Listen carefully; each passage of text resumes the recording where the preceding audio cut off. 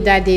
door waxtaan wi rek Mbaw am actualité boo xam ne daf ñu fee dab muy li kuréel bi nga xam ne moo di CNRA envoyé ab lettre artu li nga xamante ni moom moo di Walfadjri concernant dernière sortie wu Cheikh Bara Ndiaye bi nga xamante ni amal na ko fii ci télévision bi di Walfadjri ci ay propos yu nga xamante ne ni ñoom CNRA jàpp nañ ni c'est des propos irrespectueux à l'endroit d'une institution de la République mu nekk ñu jàpp ne Cheikh Bara yëkkati na ay kàddu yoo xamante ne teggi newul ba waral ñu artu chaîne bii di Walfadjri Mbaw sa jàngat ci li nga xamante ni moom moo di xibaar bi tukki sama wax la aussi Cheikh Bara mbaa du ma wérd non Cheikh du la wérd Cheikh bi du la wérd de xam ne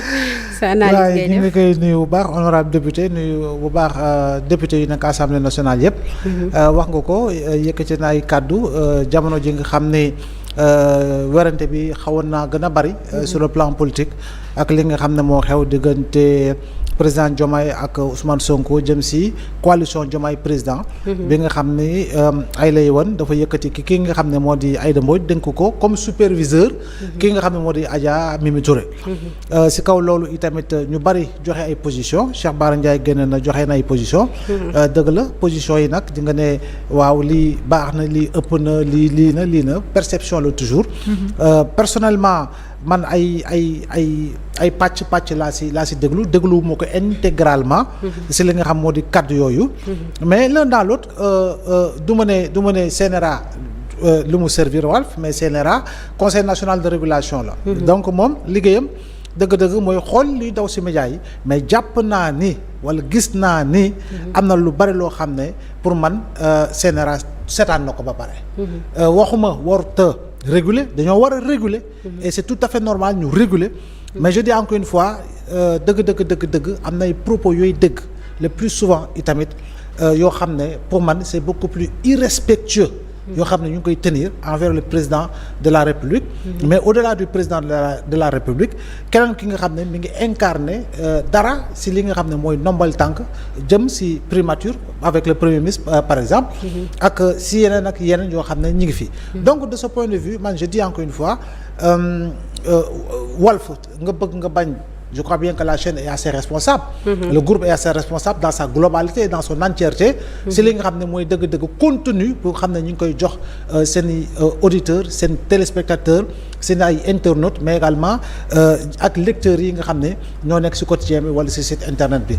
maintenant quoi qu'on puisse dire muy man muy yow muy keneen nous sommes appelés à toujours beaucoup plus de responsabilité mais je pense que responsabilité boobu ici elle est entière et parce que itamit am na yu bari yoo xam ne on s'est toujours posé la question de savoir mais où se trouve le CNRA où se trouvait le CNRA jàpp naa ni nag il faudra quand même que régulation boobu nag qu'elle soit véritablement loo xam ne lu ñu war a yaatal la saa su ne et que itamit yenn propos yu ngay dégg waxuma rek si chaîne télévision mais à travers li nga xam moo di télévision digitale yi des fois nga dégg fa ay musiba baabu kumba yoo xam ne yu jéggi dayu la mais sànq dëgguma la sànq yaa ngi koy wax ci régulation boobu wala artu yi war a mën a yaatu est-ce que du poste bi Cheikh Bara dugal parce que gis nañu CNRA dugaloon nañu ab poste di artu ci télé yi façon bi ñuy waxee ak yu ni mel ñu gis Cheikh Bara postaat texte boobu daal di ciy bind CNRA daal di koy caricaturer ak ra est-ce que du peut-être du en quelque sorte loolu moo waral automatiquement waaw peut-être poste boobu ngay wax tamit très sincèrement je l'ai même pas vu mais gis nga tudd Cheikh Bara ak nga tudd Ablaye Mbow ñoo ci yem au-delà de toute considération feuse nous sommes tous des citoyens citoyens yi nag dafa am na loo xam ne ci comportement la ci waxin la ak ci jëfin waxuma la sax la première institution du pays waxuma ko dama koy jëlale mais je dis entre ñun ak suñu biir rek war nañu joxante cër parce que ku nekk sur le plan politique feuse sur le plan sportif sur le plan nangam ku si nekk war nga jox sa morom parce que nekkuñu ci guerre des mots yoo xam ne en réalité c'est avec MAUX guerre boo xam ne ay dóorante la si lu bari mais damay jàpp ni lu ñu war a nekk kaj mooy argument yoo xam ne c'est des arguments de force parce que lu ñu war a dalante c'est sur le plan des idées kon boog moom honorable wala beneen honorable wala keneen ku nekk ci langue politique wala nga nekk koo xam ne militant wala sympathisant li war toujours mooy cër bi ngay jox ki ngay wax cër bi ngay jox ki ngay joxoñ jàpp naa ne loolu moo si am solo et que moom si boppam au-delà du fait que mu nekk député wala keneen au-delà du fait que mu nekk député je pense que li ñu war xam nga kuy voter loi moom war na respecter loi kuy voter loi war na jox cër loi mais lu si mënti am des fois sur le plan politique débordement day am mais je pense que c'est le moment de dire que le débat war nañ ko gën a relever pour que nit ñi wax si xalaat gu sell ak xam-xam opposition maanaam kii taxawee ne dafa war a am dans une démocratie normale mais ñu waxee ko si xalaat bu xam ak xam-xam waaye je pense que tirer toujours à bout portant ak ay cadre yoo xam ne je parle du cadre général jàpp naa ni loolu moo si am solo léegi nag CNRA bu def na artu bi dañuy jàpp ni ok c'est un pas mais pas boobu nag il faut saa su ne mu koy yokku étendre ko ba nga xam ni en réalité supervision bi ak régulation bi dina gën a globalisant waxuma liggéeyul mais dina gën a globalisant pour que effectivement ñu war a mën a moytundiku débordement yi comme je l'ai dit je pense que responsabilité bi fii journalistes yi fi nekk muy yow muy keneen je pense que c'est des gens responsables sous la tutelle véritablement de la direction bi nga xam ne effectivement elle veille au grain si yenn yi moo tax it doo dégg yenn kaddu yi yu nga xam ne dañ ko fiy yëkkati te jàpp naa ne loolu rek moo si am solo maintenant leneen lu si nekk nag yenn considération yi sur le plan politique mais quand même sur le plan politique il faut savoir raison garder quoi qu'on puisse dire quel que soit par ailleurs fi nga far ak fi nga bokk. D'accord, am na solo bu baax a baax mais Mbaw ci côté régulation yooyu de CNRA di teg est-ce que tey peut-être si seen ay joyanti warul bokk ci peut-être benn feuse wala benn Mbaw boo xamante ne nii moo wax premièrement responsabilité nit ki wax ba pare avant organe bi mu nekk. waaw mais effectivement je pense que loolu de si am solo moo tax gis nga correct jàpp naa ni war nañu delloo buum ci mboy ba correct gis nga ko annoncé nañ fi tëj na ay bureau pourquoi faute de moyens mais ki nga xam ne mooy véritablement le tribunal bi nga xam moo war a juger journaliste bi professionnel de l'information de la communication bi ki nga xam ni mooy procureur si wàllu journaliste yi ak juge si wàllu journaliste yi bu demee ba amut moyen mais je pense que am na luy sooxe nag mooy que ni lépp luy bànqaas loo xam ne war na créer condition pour que man su ma toogee ma xam ne am na ku may surveiller ba pare nag ñu war ko mën a appliquer jàpp naa ni loolu si lu ñu war a liggéey la pour war ko mën a matal CNRA wax nañ ko conseil national bi war na dem ARCA autorité de régulation de l'audiovisuel bi nga xam ni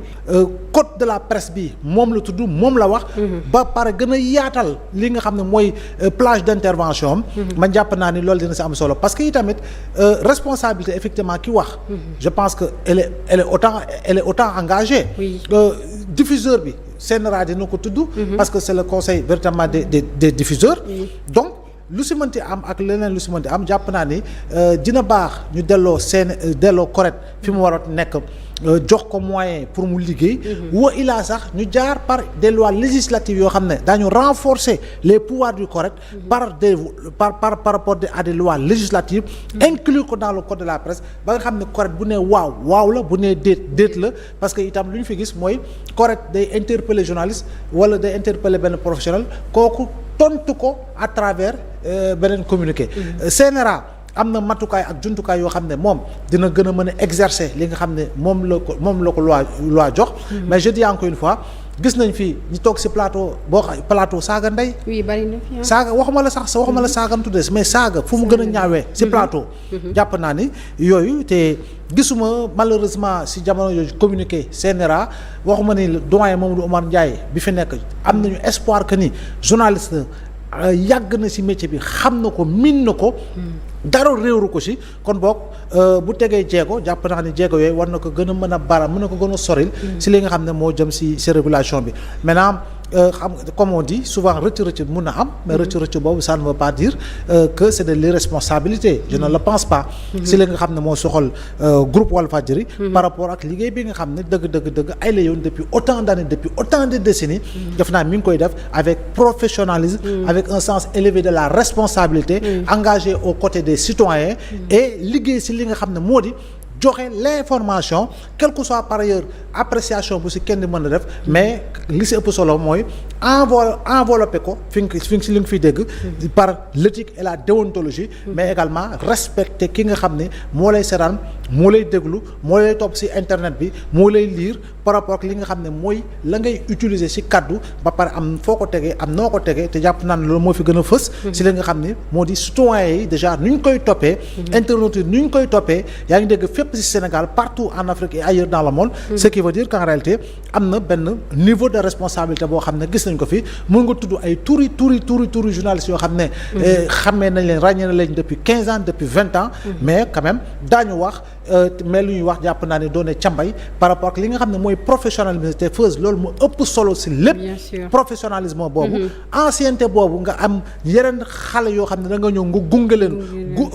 nguufaan leen ba pare di leen xëcc vers le sommet jàpp naa ni loolu moo fi nekk te c'est ça en réalité l'école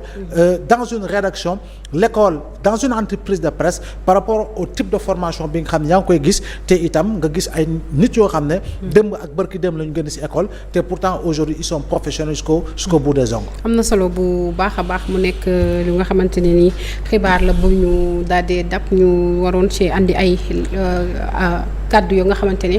bokk na ci lii Mbaw yëkkati bokk na ci li nga xamante ni moom moo di éthique ak déontologie ak professionnalisme bu Walf fu yàgg prôné donc mooy li nga wax rek ndog-ndog ak rëkk-rëkk moom moo lay fekk ci sa liggéeyukaay si laa dañuy daal di dem ci li nga xamante ni moom mooy suñu